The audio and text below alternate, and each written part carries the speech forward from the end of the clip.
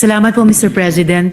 By way of a very brief co-sponsorship and more of a manifestation, gusto ko lang pong i-bring sa atensyon ng lahat ng mga kasama dito sa Senado na nung oras na 3:22 p.m. ngayong hapon, 22 minutes lamang mula nung binuksan natin ang ating sesyon at posibleng bago pa ispinonsor ng Ginoo mula sa Pampanga, Senator Kiko, ang ating Sense of the Senate na resolution, may post na naman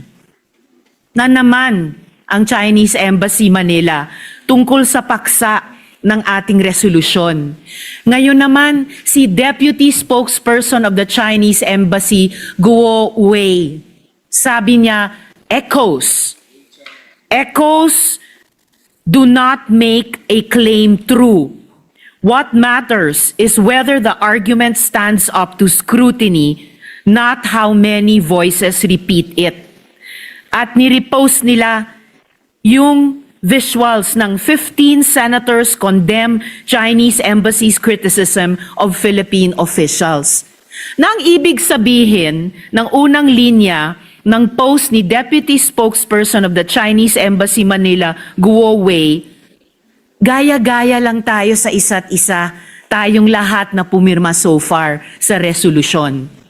Ang ibig sabihin sa post niya, hindi daw tatayo yung ating pagkondena sa mga pinagsasabi nila bago pa ang araw na ito at hindi tatayo yung ating iginigiit na may karapatan at tungkulin tayong itaguyod ang pambansang interes. At minamaliit niya na halos 2/3 ng Senado ay pumirma nitong resolusyon. Ibig sabihin po, hanggang 36 minutes ago, half an hour before, salita pa rin ang salita ang Chinese Embassy Manila tungkol sa issue na ginawa natin ng resolusyon sa pamumuno ni Senator Kiko. Ganyan pa rin ang tono nila, bastos, walang paggalang. At gusto pa rin nila sila ang masusunod. Hindi lang sa dagat ng Pilipinas, hindi lang sa social media ng Pilipinas, pati sa Senado ng Pilipinas.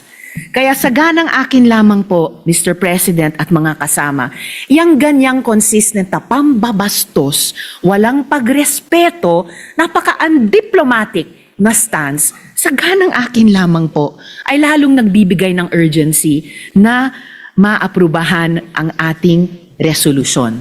Salamat po, Mr. President.